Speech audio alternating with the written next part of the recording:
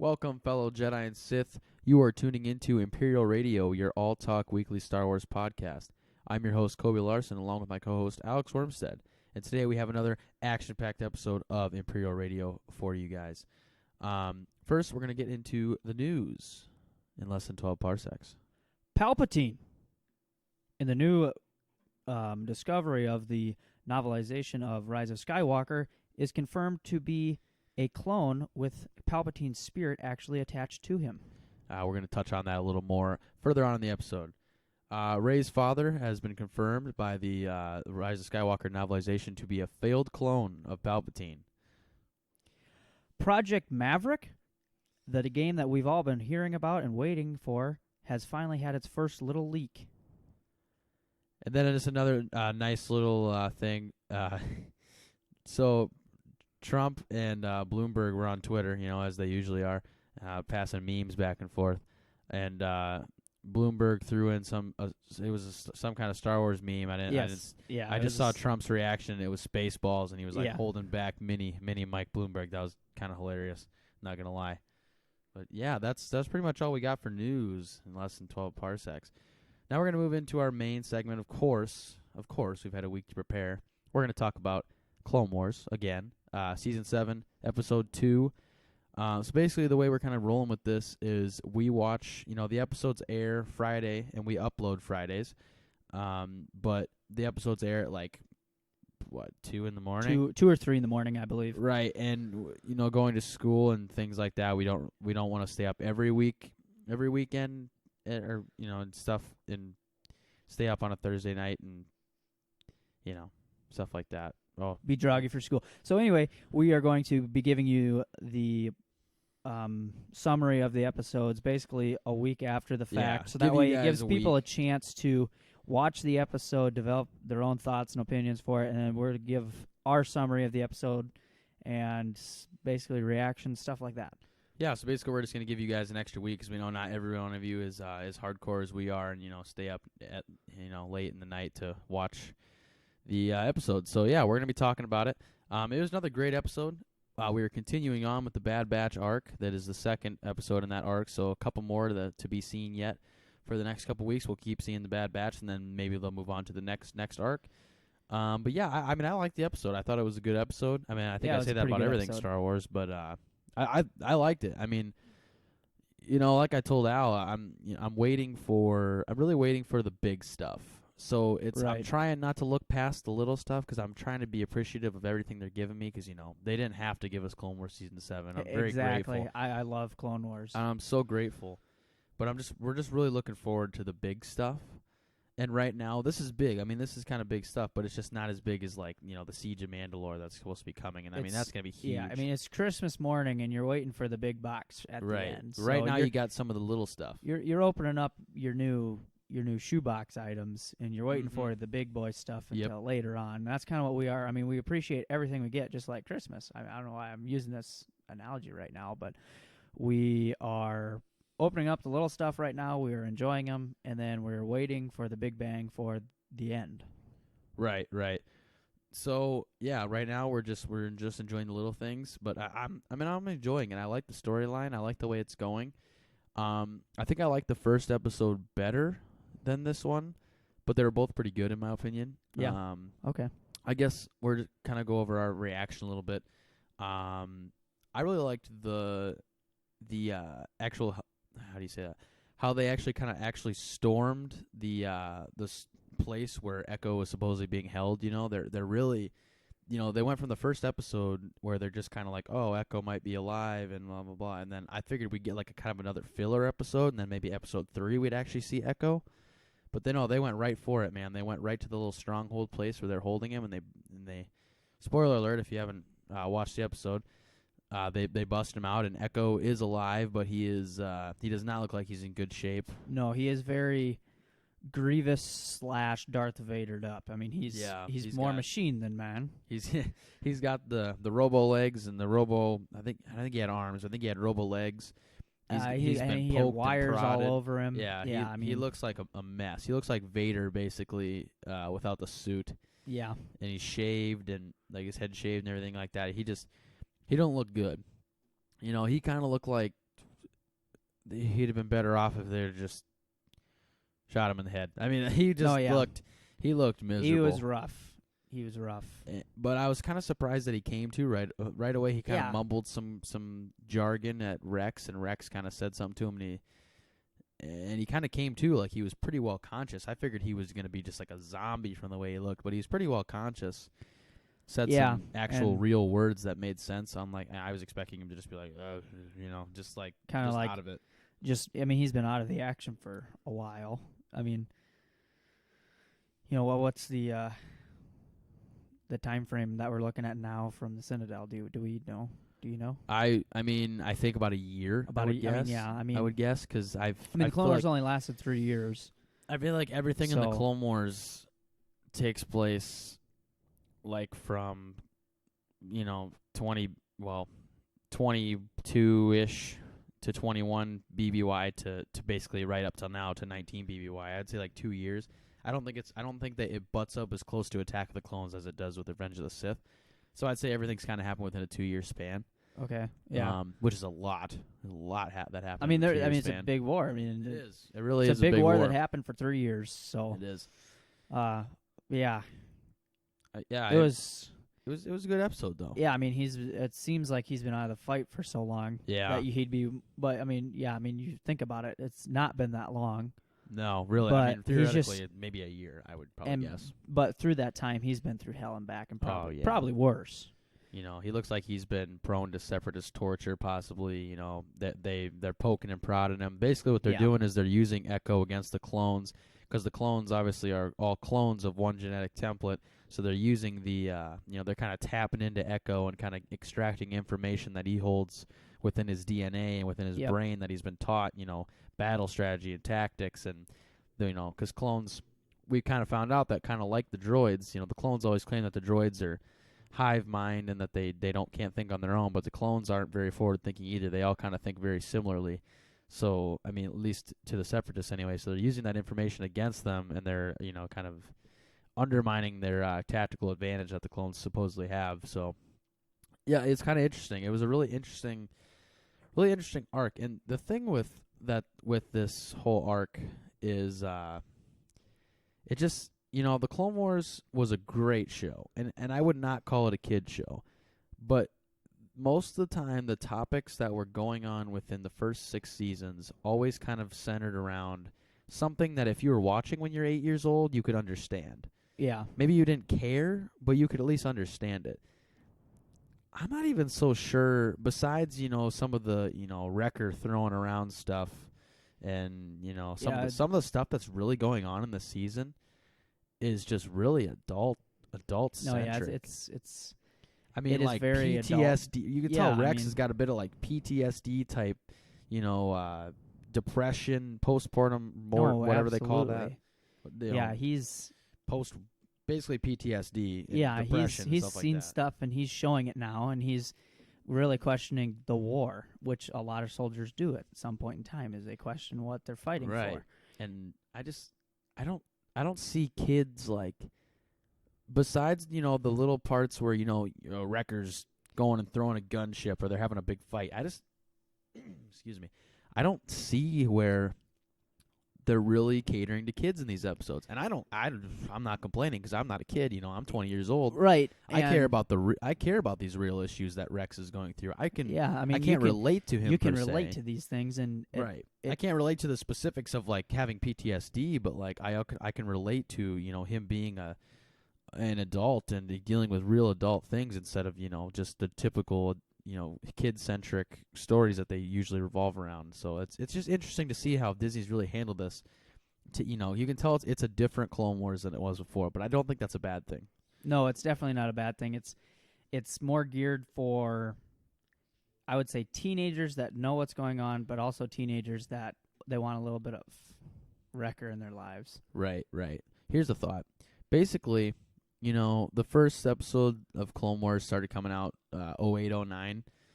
So we would have been, what, 8 or 9? I would have been 8 or 9. You'd have been 7 or 8 when they first started coming out. Yep. So here's the thing. We're 20 years old now. Well, I'm 20, you're 19. maybe they knew that they had a great audience of kids growing up, and they wanted to keep that same audience, and they just kind of progressed with you. I think that's when shows really are successful, when they progress with you. And that's exactly what I think is going on, because the first season is also great, but Right. there's a lot of kid stuff going on. There is.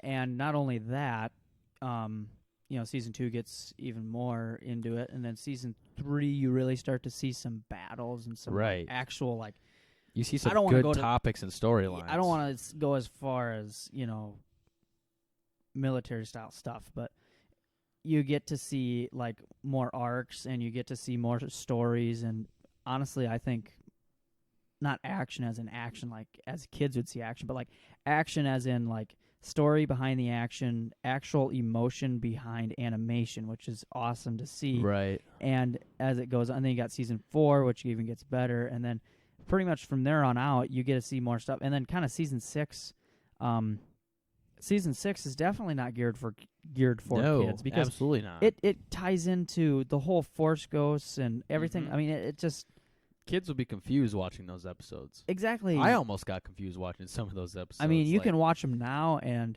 if you aren't paying attention, you can get confused to some of them Right, things. right. I mean, you got to be paying attention. So it's just very, very interesting on how they, how you said, they progress with the seasons, and that's how I think I agree with you. I think that's exactly what they're doing, that they're gearing this for Star Wars fans, but they're also gearing it towards that same audience that, that grew up watching it, right. And that's what I love. Maybe, fans lately have claimed, well, fans, if you want to call them that, I guess, have claimed that Disney's been catering too much. They've been catering, they've been answering, too much fan service. Yeah. Well, that's what I kind of like about since the Disney takeover. There's just been a lot, they really listen, and they really just making stuff for the boys. They're really just they're doing it for the bros. I mean, they know what we want, and they're giving it to us. And I don't think they're doing it too much. I think the Clone Wars is a perfect example of how they knew that we wanted something, and they're like, why not give it to them? Because they'll pay for it, and we are paying for it. And we're watching it, and we're loving it. So yeah, some other things in the episode that kind of caught my eye. So obviously the part with Padme and Anakin and Obi-Wan. Yep. And how that was handled, I wasn't not a fan of it, but I kind of thought hopefully it doesn't go any further than what it did, because that really kind of creates a retcon in episode 3. Well, kind of. Yes. I mean, they all have their suspicions throughout the movies. I mean, Obi-Wan knows that it was in episode 2 that it was tough to put Anakin with her. They kind of had suspicions, and then episode 3, you have a feeling the whole time that Obi-Wan kind of knows. Right. At least an idea. At least an idea. And and throughout the seasons of Clone Wars, he kind of knows. Mm-hmm. But at the same time, you get to see Obi-Wan with his romance with Satine. Right. And that he chose the Order over. I mean, he's not saying,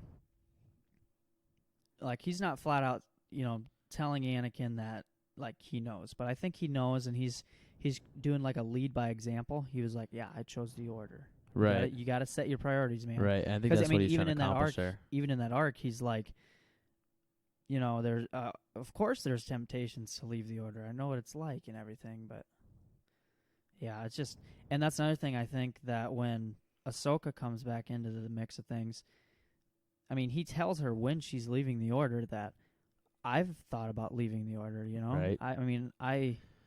You feel I've that questioned connection the Council. there. I've questioned the ways of the Jedi, and the connection between those two ultimately is the kind of the pathway, that the fork in the road that led Anakin Skywalker to become Darth Vader, because he didn't have the balance there with Ahsoka.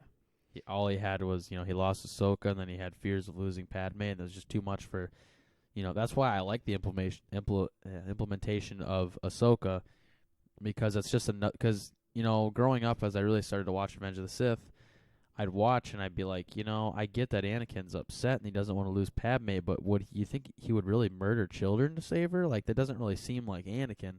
But, you have him, he loses his Padawan and probably his best friend, other than Obi-Wan.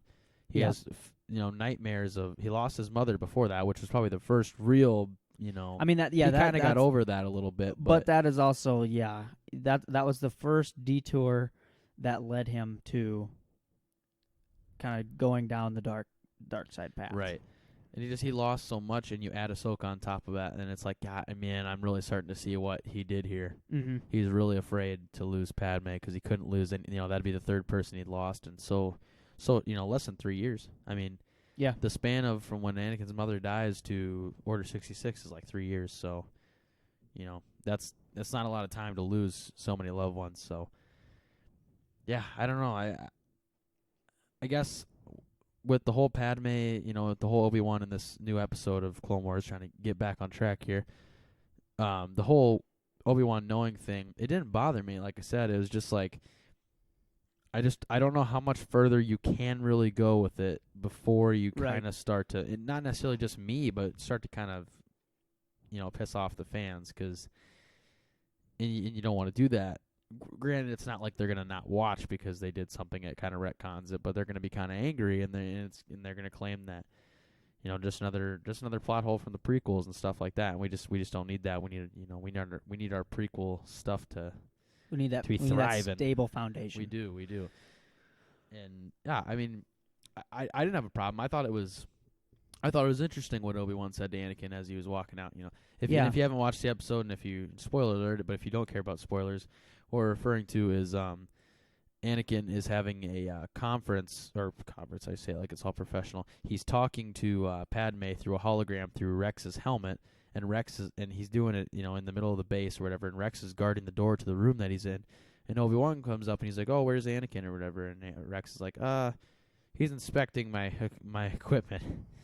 And Obi-Wan's like, very awkwardly. Yeah, very awkwardly. You can tell, you can tell Obi-Wan doesn't believe him, and he's like, "What is going on?" or whatever. And then all of a sudden, Anakin walks out and like flips him his helmet. He's like, "Yep, all good." But then Obi-Wan mutters something along the lines of like, "Oh, tell Padme that I said hi," or something like that, or he said something basically of that sort. I don't remember exactly what he said, but I was like, "Oh, yeah." Well, he was saying something, and then Anakin murmurs something, and then Obi-Wan shouts out at him as he's walking away, where he just says, "Well, I hope you at least said hi from me to Padme," or something like that. Yeah, something of that sort. And I was just like, "Whoa!" And we looked at each other and we were like, "Whoa!" I was not expecting that, but. Yeah, who's to say Obi-Wan didn't know? I mean, it was never really clearly stressed in the movie that, Obi-Wan didn't 100% did not know. I mean, he was pretty quick to assume in the Revenge of the Sith when he's like, Anakin's the father, isn't he? I mean, obviously you had to have some premonition of what was going on there to just assume that right away.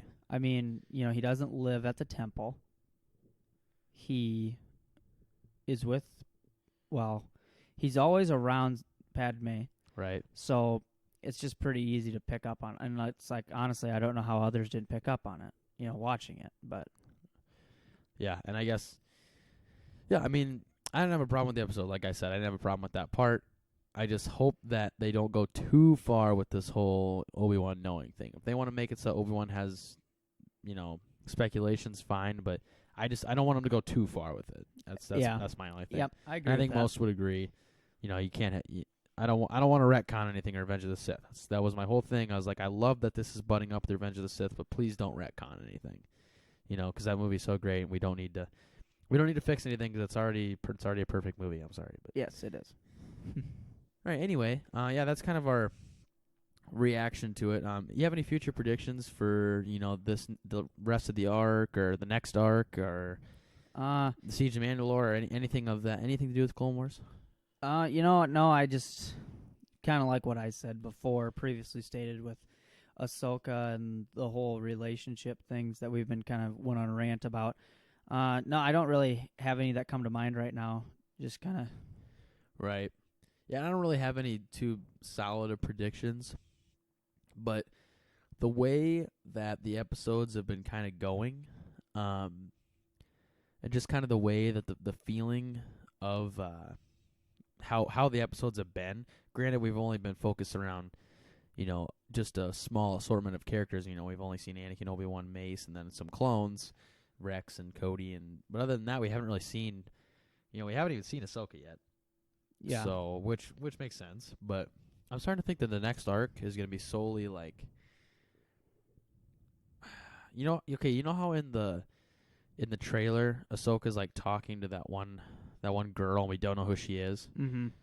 I'm starting to think that's going to be something to do with the next arc.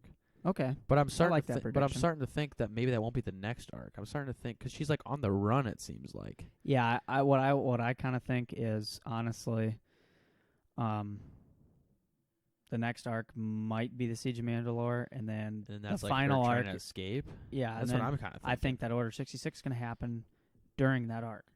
Yeah. And I'm going to think maybe the Order 66 doesn't happen when Maul is. I think that the end fight scene with Ahsoka and Maul is going to be the last episode. And I think that it's going to be they're both on the run. Right. You know, with Palpatine, I mean Maul is one of Palpatine's pawns. We've all seen what happens to Palpatine's pawns. Right, exactly. And so and as soon as Palpatine goes in power with the Empire, he doesn't need Maul anymore. So obviously Maul gets some sort of escape accomplished because he's alive and Solo. But exactly. Yeah, that's really the only thing. Not necessarily a prediction, but something I'm just kind of curious if it'll happen. Yeah. Is if maybe they go with the whole Ahsoka escaping arc, and I don't know. Yeah, it'd be all right. Could see what happens. The only prediction, and it's not really even a prediction, it's just something I'd like to see, is maybe after this arc we flash forward a little bit, and like I don't know if you noticed Obi-Wan. I mean, he's still pretty red, hair color and all. At least I didn't notice any. And like in Revenge of the Sith, he's got a little bit of that white in his sideburns. Yeah, I don't just know a little bit. I would just like to see a little bit more on that. I think for them to do that, they'd have to he's still really red right now, but I think that's just kind of how they drew up the character. I have a feeling he's going to be like that for the rest of the season. I mean, I get that. It's just something and that I think I agree with you. I think I'd like to see it too, but yeah, I have a feeling because they'd have to completely go in and like touch up his hair, and they'd almost have to change up his hair a little bit because that'd just be really weird to add like gray and blondish streaks in there. So I don't know what they're gonna kind of do with that because really the whole perception that Obi-Wan has red hair is not really true because he never really had red hair. It's always been brown, pretty much. Well, it's a weird red. It's like a burnt rust. So I mean, in episode 2, it's kind of red, but it's not red, and it's got just kind of a weird brown with a little bit of a ginger tint to it. Episode 3, he definitely has more of a brown hair. Yeah, it's got a light. It's a very dark ginger tint. Yeah, he does kind of, and it's almost like a brown and a blonde mixing, so it almost kind of comes off as red when you kind of look at it. But yeah, I don't know how far they're gonna go with trying to change up his whole. And hair. I don't think they will. It's just something I'd like to see, and I doubt it will ever happen. But right, just figured I'd throw that out there and see if anyone else has any thoughts on looks of characters. I mean, other looks wise for the animations of this new season are phenomenal. They're great. Oh yeah, they're great. But just little things that's weird to me that I think would make it just go way over the top is just little stuff like that, and I don't know why I think that, and maybe I'm completely missing it. I don't know. I haven't watched the second episode twice. I've only watched it once when it came out with you.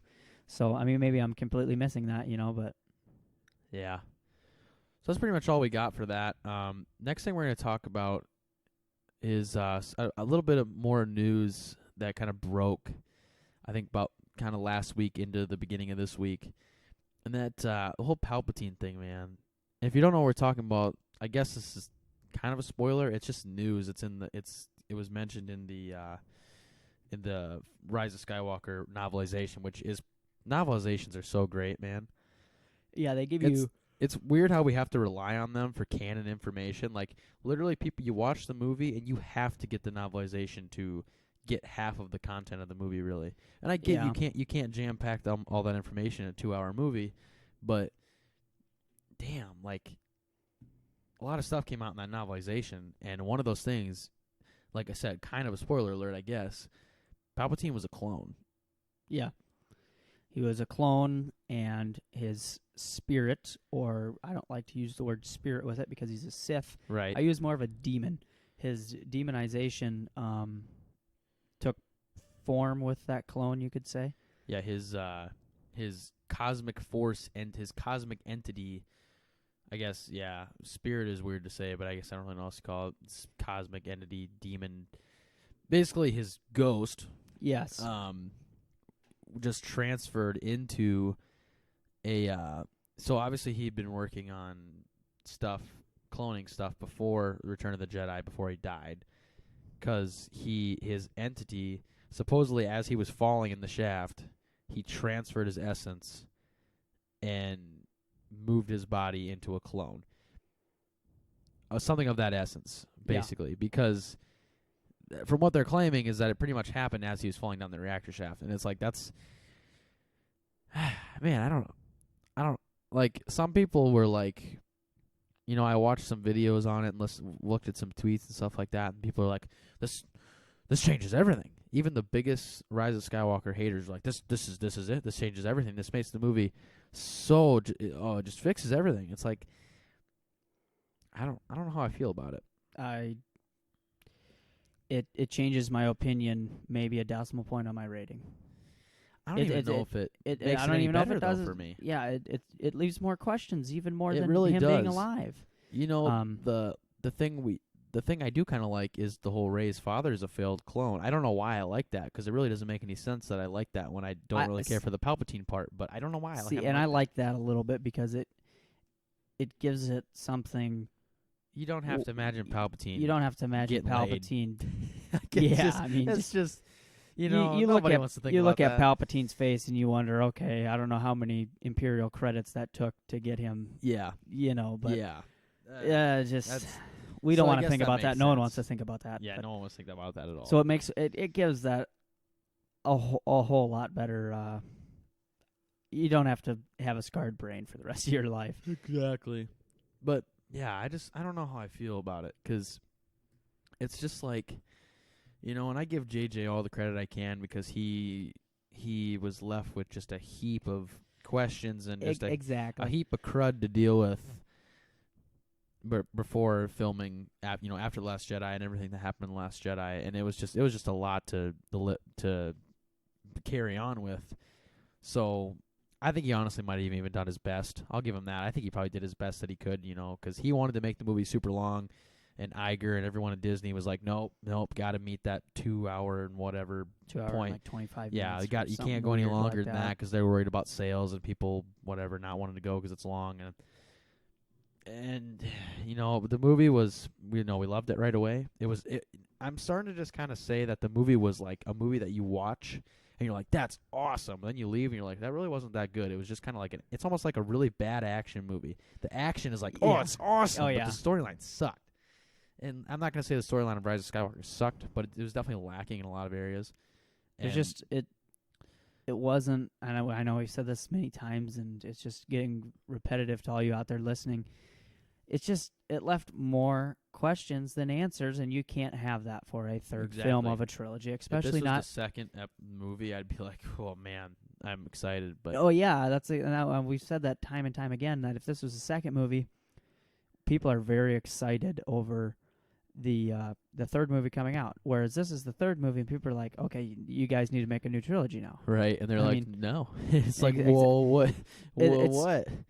It's different if they were like, oh yeah, we're going to be coming out with a new trilogy maybe 10, 15 years. Right. Absolutely not. This was the final Skywalker saga thing, and for me, they're not bluffing. They're making Legos. They're coming out with completely new content that has nothing to do with anything with Skywalker saga. Right. They